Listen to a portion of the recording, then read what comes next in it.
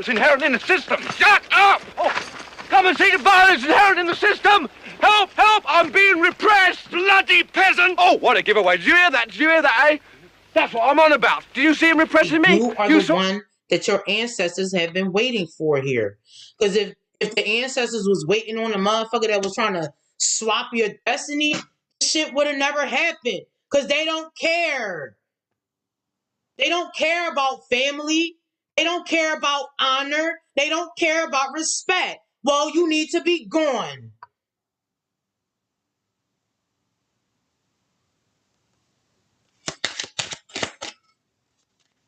And they're about to be. Hey, it's Patricia and Landon Regatta, Chief Little Flower, coming at you from the fallacy of a private sanctuary, somewhere from my very own Truman Show. Out here in the great world wide web and otherwise. At the time of this recording, it is Thursday, July 25th, 2024. What's up? What's shaking? What's grooving? What's baking with everybody today? Oh, man. Sometimes I can think of like 10 million words and 10 million concepts that I want to just get off my chest and address. Because 10 to 1, there's probably 10 million others somewhere out there that knows what's up. Well, I tell you what, it's kind of like just trying to place into perspective everything that a targeted individual who has been gang stalked has to confront, has to place into perspective. Whenever I left Houston, it was like the writing was like on the wall. You knew what was coming by way of deductive logistics, like all of the untoward actions with the PSYOP assignments. And then so when you know that the end game is suicide ideation or homicidal ideation, call it suicide, it's like I realized whenever I was rooted in one place, it just made it so much easier for everybody to scoot up alongside of me and go, oh, I think I'll just kick it here for a while because it's kind of like moving right next. It's kind of like getting a home or apartment right next to your office space. And I happen to be the office space. I'm all like, dang, I gotta switch it up gotta switch it up a bit to get those rat bastard fleas off my back. I'm like, so leaving my spot, cause I was hunkered down for a while at the Highway 6 RV resort. They've all got all sorts of cameras, and I had the most prime real estate in that compound, right in front of the water fountain. I loved it. And then but I say that to say because there's plenty of cameras, so I got my nuts kicked in on the regular and on the daily there.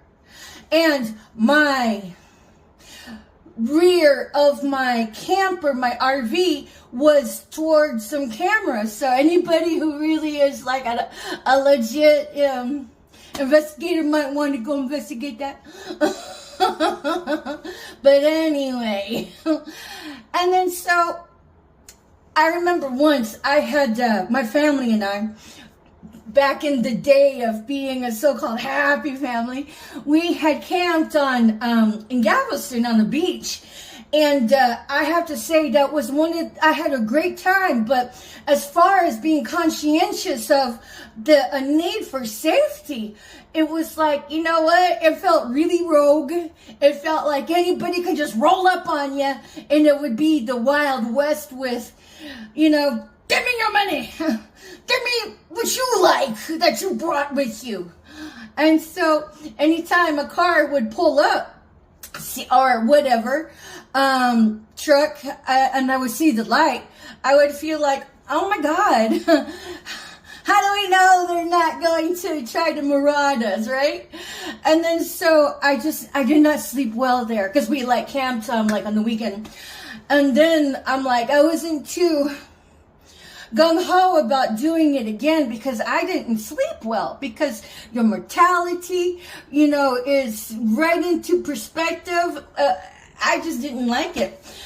And then, so whenever I left Houston, kind of reminded me of that camping excursion where I didn't feel comfortable because of the need of safety. So I had this talk with myself, just come to Jesus moments with me, myself, and I. And I remember that, well, if I've got to survive all of this gang stalking, that I know that my life was in the Most High's hands, and I knew that He would keep me safe. So I made it a point to always feel comfort, feel safe, feel safety every place I was, because I know that the Most High was in control. So whenever I packed it up, it was like, I'm out of there, because I'm like, I didn't want to draw it out, because the others would be able to see, oh look, she's leaving. Oh my God, let's go follow her. I mean, they ended up figuring out where I was, and I really think I was followed along the way anyhow. But at least it wasn't with mass congestion. And so I say that to say that in my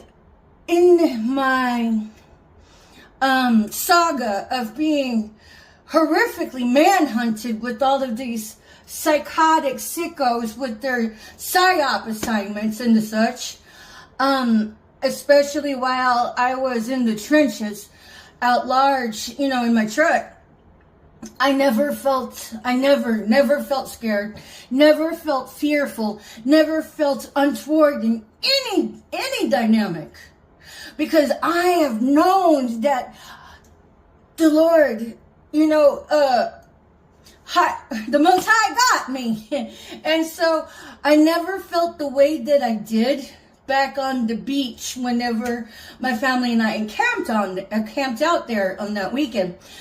And then so I know that He has me in the palm of His hands. And so, but as the progression grew along with the time, I gained more insight, more clarity about my case, because I'm not the same person that left Houston by any shade of the imagination. In a sense, I still have my heart, and I always, think well of people, but now I'm like side-eyeing everybody, just like, okay, you're close to me. And they're trying to befriend me. What the fuck is up with you? But I always give everybody the benefit of the doubt, and sooner or later they end up tipping their hands, because the psyop assignment prostitutes, they're there to stick it to you with the psyop assignment. So when they do that, I'm all like, okay, there you go, tip your own hand. But I share all of this because I know that I'm not the only one out here having to deal with all of this corruption upon corruption. And so whenever all of the gang stalking had emerged on the job in medical facilities with directed energy weapons, while I was caring for, my cerebrovascular accident patient, my stroke patient, feeling the directed energy weapons with the sirens on, I'm all like, there's no respect for anybody. None. And then whenever I started to be psyoped by other emergency room nurses, other physicians, other fire, I'm all like, what's the next step? The next step would be to falsify accusations at me on my license. So I'm all like, Okay. It's time for me to go. But honestly, I thought I had more time. But the main impetus for me was to actually speak up and speak out about the gang stalkings in medical facilities. But I couldn't really do that in working for a medical employer, because who would have me?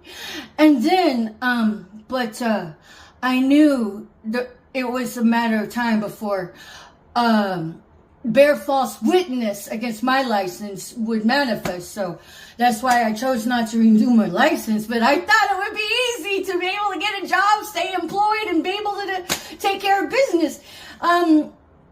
But the nitty gritty is not so much. Because I could go out and get a job, and then all of these heel grabbers would be sent to antagonize me with more psyop assignments to get me to act out of source. And that's draining on your soul. That's draining on your character, because it's like, okay, to call them out on it may be a good thing, and may be playing right into the hand of orchestrated narratives that would beef up their accusations and then leave you looking like the fucking fool. I mean, I knew that. So it was, and it is still pretty rough. But in case somebody was wondering, no, there has not been any ethical professional that has been dispatched to me to bridge the ambiguity of my case with any truth, any objective evidence. So, but it's cool. I know that the Most High is on the throne, and everything could just flip in a blink of an eye, and before you know it, it's a whole new life. So I know what is out there for me. But as far as reading, getting tuned into the other mystics and seers on YouTube, I didn't believe in any of that when I left Houston. I'm all like, I had a friend that would watch other readers. I'm all like, oh, that's nice. Fast forward, you have to temper everything with balance. And I know how I've experienced things in my life that I had seen and was able to discern how to plug into other pieces of my story in the timelines that I had seen on YouTube. So whenever I post something on my Facebook, that's because there's pieces of it that reflect back to me with certainty, but maybe not the whole thing will resonate, but I still post it there anyway, because what's happening is that, you know, the Most High and this new earth is, you know, the older earth is it's kind of like the dog is getting a nice flea bath and washing away all those fleas with all of the other low vibing humans that decide to take advantage of others and get fake rich. So, you know, but the whole point of it is that I know that everybody's going to be able to see how authentic the presence of God is, because, you know, me surviving this long, me surviving up until this point right here, that was no coincidence, and that was all the hand of the Most High. And I do subscribe to the Messiah being my vindicator, you know, and that's good. That if it doesn't work for others, I respect you. And maybe I may not stay on this vibratory frequency, and maybe I might, but that's the beauty of cussing and discussing and looking into other timelines to see how it may resonate with you and how you may grow and take on different ideologies. So, but whenever the Most High has to strong arm others to bring me into the plateau of stop being entrapped by all of these devil workers. I mean, because some of them really, really are devil worshippers with all of their orchestrating on people's lives. So, you know, it's like I said, all of this gang stalking is spearheaded by covens. And then what's scarier than a coven is the fact that they're psychotic, okay? It's like whether or not you believe in the spell work, that's great, okay? Because that could be neither here nor there. But the fact that these witches, warlocks, and sorcerers, they believe in it, they're so psycho about it, they think they can take other people's psychic gifts by killing them and then by absorbing the gifts into their own vessel, okay?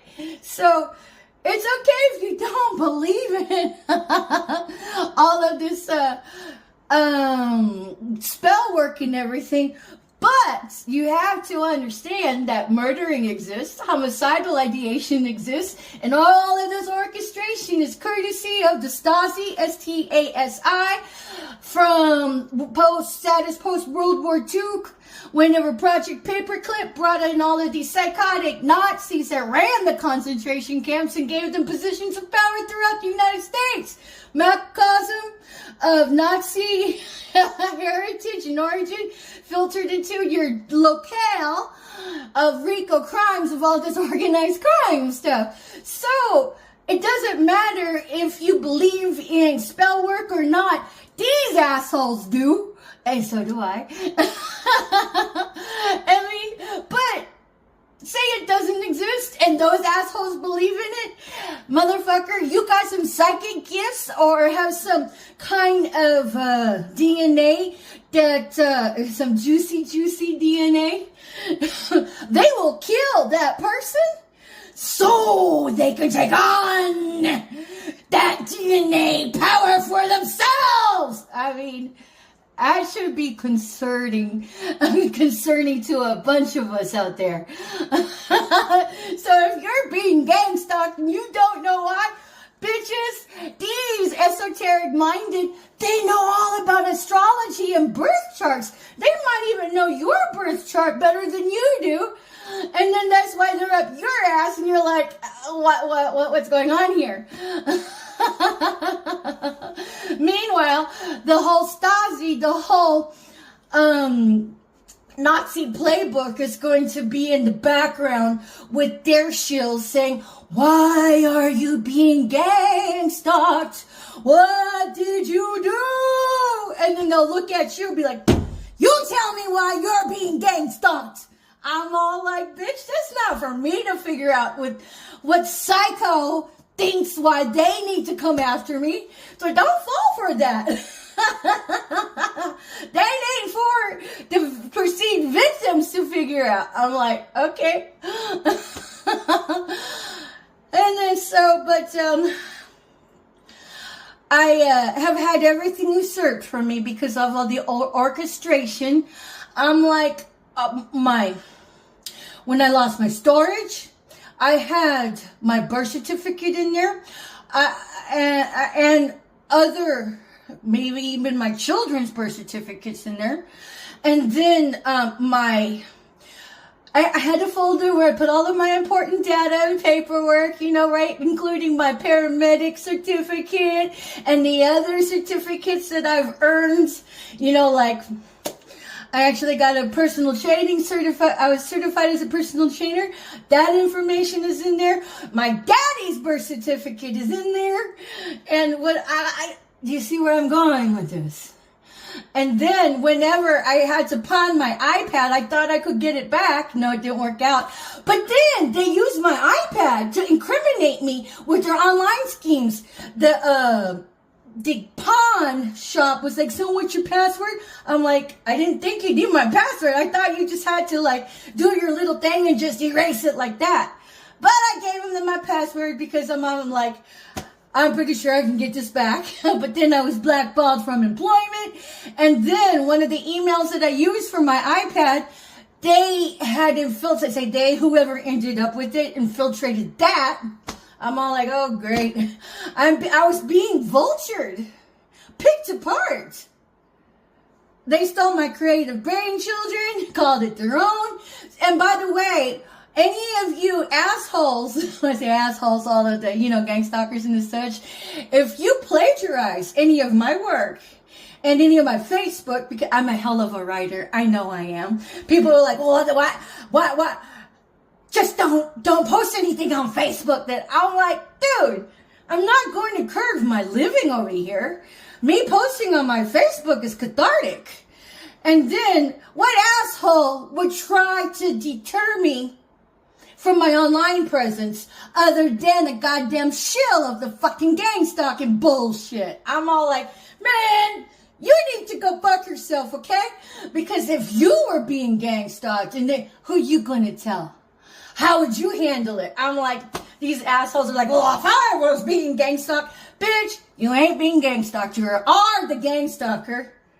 But don't worry, whenever my ancestors kick you all in the nads, you will know what it's like to be gang stalked in the spirit world by my ancestors with all the hauntings. And then it'll be like, well, then who the fuck are you going to tell? Considering you brought it on yourselves with all of the underhanded ways of being Team Judas. So, who you going to tell then? So I will be avenged one way or the other. And anything you steal from me and my plate, that all becomes curses in your own lives, dumbasses. Not just for me, but all the other targeted individuals.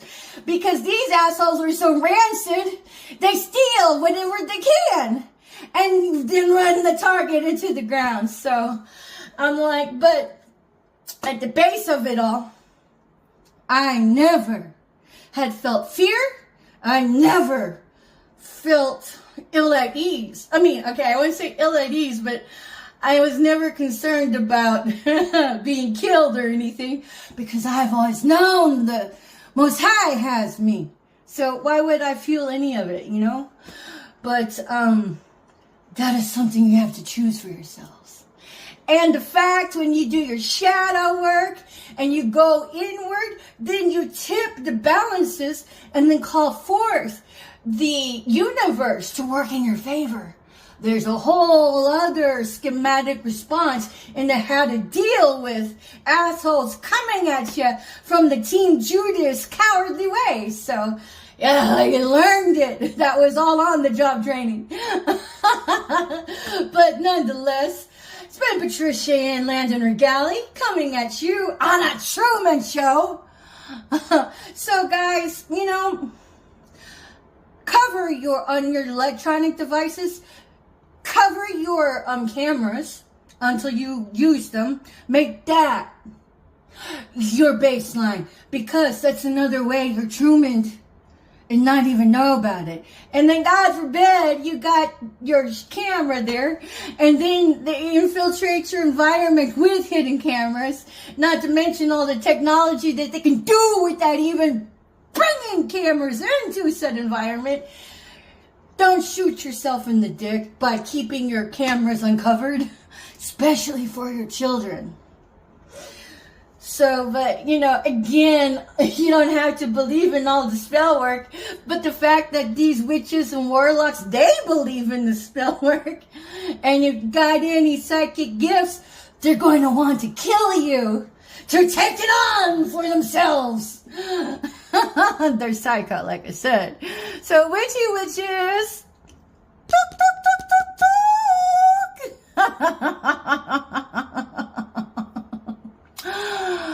how's all that backfired spell work working out for you? Have you made peace with your salvation? So whenever your body kicks out from underneath you, you don't end up in the hellish dimension of them all. You might want to tell the truth before that happens. Well, you can still talk. And before you go aphasia.